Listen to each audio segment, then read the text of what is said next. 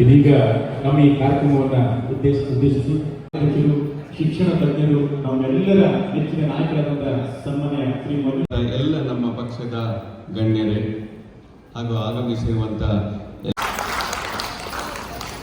ಯಾಕೆಂತ ಹೇಳಿದ್ರೆ ಅನುಭವಿಸಿದ್ರೆ ಅದಕ್ಕೆ ಮುಖ್ಯ ಕಾರಣನೇ ಮಹಿಳೆಯರು.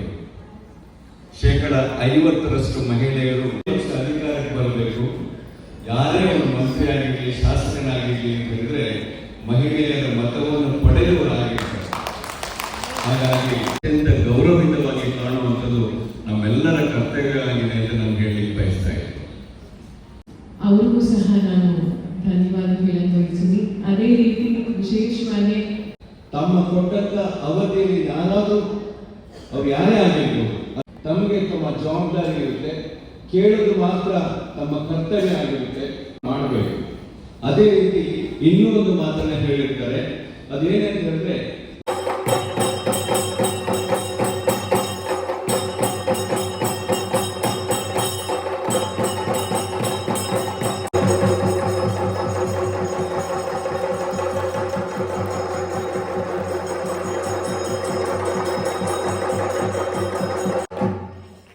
ಸರ್ವ ಧರ್ಮದ ಜನತೆಯ ಸಾಮೂಹಿಕ ಸಾಕಾರವನ್ನು ಪ್ರಕಟಿಸತಕ್ಕಂಥ ಶ್ರೀಮತಿ ಜ್ಯೋತಿ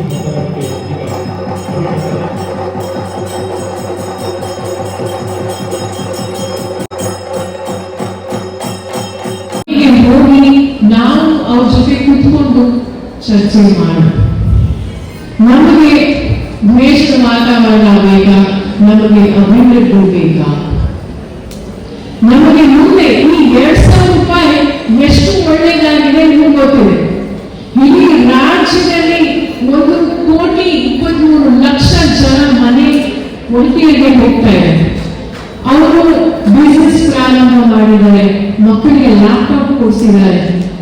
ನಾನು ಬೀದರ್ಗೆ ಹೋದಾಗ ಒಂದು ಕಾರ್ಯಕ್ರಮದಲ್ಲಿ ಒಬ್ಬ ಮಹಿಳೆ ಹೆಮ್ಮೆಯಿಂದ ಎದ್ದು ನಿಂತ್ಕೊಂಡು ಹೇಳಿದ್ರು, ನನಗೆ ಹಾರ್ಟ್ ಆಪರೇಷನ್ ಆಯಿತು, ನಾನು ನನ್ನ ಗಂಡನ ಕೇಳಿನ, ನನ್ನ ಮಗನ ಕೇಳಿನ, ನನ್ನ ಹೆಮ್ಮೆಯಿಂದ ನನ್ನ ಗೃಹಲಕ್ಷ್ಮಿ ಹಣದಿಂದ ನಾನು ಆಪರೇಷನ್ ಮಾಡಿಸ್ಕೊಂಡೆ ಅಂತ.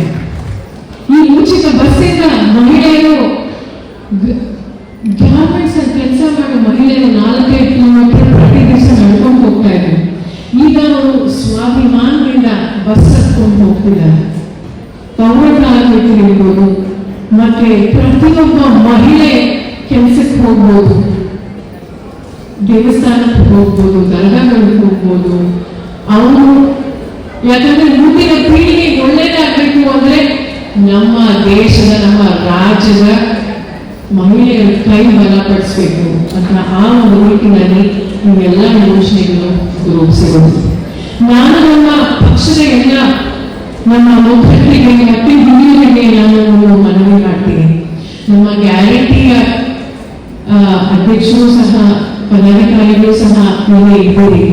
ನಮ್ಮ ಅಶೋಕಣ್ಣ ಇರ್ಬೋದು, ನಮ್ಮ ರಮೇಶಣ್ಣ ಇರ್ಬೋದು, ಮತ್ತೆ ಎಲ್ಲ ನಮ್ಮ ಕಮಿಟಿಯವರು ಇರ್ಬೋದು. ನಾವು ದಯವಿಟ್ಟು ಯಾರ್ಯಾರು ಗ್ಯಾರಂಟಿಯ ಫಲಾನುಭವಿಗಳು ಅವ್ರ ಮೂಲಕ ಒಂದು ಸಭೆ ಮಾಡೋಣ. ಪ್ರತಿಯೊಂದು ಅಸೆಂಬ್ಲಿಯಲ್ಲೂ ಸಹ ನಾವು ಅವ್ರ ಜೊತೆ ಹೋಗಿ ಕುತ್ಕೊಳ್ಳೋಣ. ಯಾಕಂದ್ರೆ ನಾವು ಹೇಳೋಣ, ಯಾರು ಮಾಡಿರೋದು ಅಂದ್ರೆ ಕಾಂಗ್ರೆಸ್ ಪಕ್ಷ. ನಮಗೆ ನಿಜವಾಗ್ಲೂ ಒಳ್ಳೇದಾಗಬೇಕು ಅಂದ್ರೆ ಮುಂದೆ ನೀವು ಕಾಂಗ್ರೆಸ್ ಪಕ್ಷಕ್ಕೆ ಆಶೀರ್ವಾದ ಮಾಡಲೇಬೇಕು ಅಂತ ಹೋಗಿ ಆ ಬದಲಾವಣೆಯ ಮಾಡೋಣ. ಬೂತ್ ಮಟ್ಟದಲ್ಲಿ ಹೋಗಿ ಆ ಕೆಲಸ ಮಾಡೋಣ. ನಾನು ಹೆಚ್ಚಿನ ಕಾರ್ಯಕ್ರಮಕ್ಕೆ ಬಹಳ ಅಭಿಮಾನದಿಂದ ನಮ್ಮ ಕಾಂಗ್ರೆಸ್ ಪಕ್ಷದ ನಾಯಕರು ಆಗಮಿಸಿದ್ದಾರೆ. ಇವತ್ತು ದಿಕ್ಕು ತಪ್ಪಿದೆ. ನಮ್ಮೊಳಗೆ ಸಂಘರ್ಷವನ್ನು ನಾವು ಬಿಡಬೇಕು. ನಮ್ಮ ಗುರಿ ಬಿಜೆಪಿಯದ್ದಾಗಿರಬೇಕೇ ಹೊರತು ಖಂಡಿತವಾಗಿ ನಮ್ಮೊಳಗೆ ಸಂಘರ್ಷ ನಮ್ಮ ಪಕ್ಷವನ್ನು ಇನ್ನಷ್ಟು ಅಧೋಗತಿಗೆ ತೆಗೆದುಕೊಂಡು ಹೋಗ್ತದೆ. ಹೇಗೆ ನಮ್ಮದು ಅರಬ್ಬಿ ಸಮುದ್ರ ತಮಗೆಲ್ಲ ಗೊತ್ತಿದೆ. ಆ ಅರಬ್ಬಿ ಸಮುದ್ರವನ್ನು ಸ್ವರ್ಣ, ಸೌಪರ್ಣಿಕ, ಕುಬ್ಜ, ಸೀತಾ ಹೀಗೆ ಎಲ್ಲ ಮಹಿಳೆಯರೇ, ನದಿಗಳ ಹೆಸರೆಲ್ಲ ಮಹಿಳೆಯರದ್ದೇ ಹೆಸರುಗಳು. ಆದರೆ ಆ ನದಿಗಳು ಹೋಗಿ ಸೇರುವಾಗ ಸಮುದ್ರ ಸೇರಿಸ್ಕೊಳ್ಳೋದಿಲ್ಲ. ಅಲ್ಲಿ ಸಂಘರ್ಷ. ಆ ಸಮುದ್ರ ವಾಪಸ್ ಹೋಗಿ ಅಂತ ಎಲ್ಲ ನದಿಗಳನ್ನು ನೀರನ್ನು ನೋಡ್ಬೇಕು ನೀವು, ಅದನ್ನು ವಾಪಸ್ ತಳ್ತದೆ. ಆದರೆ ನದಿಗಳು ಕೇಳುವುದಿಲ್ಲ. ನದಿಗಳದ್ದು ಒಂದೇ ಹೊಟ್ಟ, ನಾವು ಸಮುದ್ರಕ್ಕೆ ಸೇರುವುದು ಅಂತ. ಅದೇ ರೀತಿ ನಾವಿವತ್ತು ಮಹಿಳಾ ಕಾಂಗ್ರೆಸ್ನವರು ಕಾಂಗ್ರೆಸ್ ಪಕ್ಷವೆಂಬಂತಹ ಸಾಗರಕ್ಕೆ ಜನರನ್ನ ಸಂಘರ್ಷದ ಮೂಲಕ ಸೇರಿಸಬೇಕಾಗಿದೆ.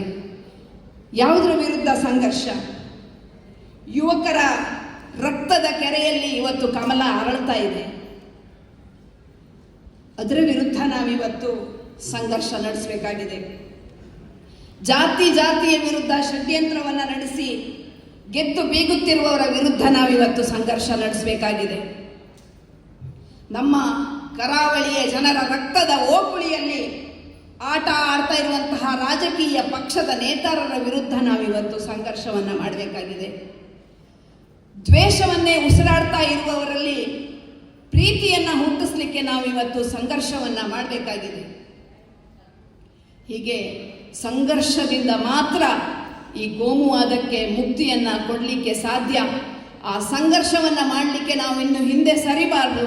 ನಮ್ಮ ಎಲ್ಲ ನಾಯಕರು ಕೂಡ ಬಿಜೆಪಿಯ ವಿರುದ್ಧ, ಅವರ ಕೋಮುವಾದದ ವಿರುದ್ಧ, ಅವರ ಜಾತೀಯತೆಯ ವಿರುದ್ಧ ಸಂಘರ್ಷವನ್ನು ನಡೆಸಿ ನಮ್ಮ ಕರಾವಳಿಯನ್ನು ಉಳಿಸ್ಕೊಳ್ಬೇಕಾಗಿದೆ ಎನ್ನುವಂತಹ ಸತ್ಯದ ಅರಿವು ನನಗಿದೆ. ಅದೇ ರೀತಿ ನಮ್ಮ ಜಯಪ್ರಕಾಶ್ ನಮ್ಮ MP ಎಲೆಕ್ಷನ್ ಸಹ ಅವರು ನಿಂತಿದ್ರು. ಅದೇ ರೀತಿ ನಮ್ಮ ಮಂಜುನಾಥ ಭಂಡಾರಿ ಸರ್ ಈ ಕಾರ್ಯಕ್ರಮಕ್ಕೆ ಅವರು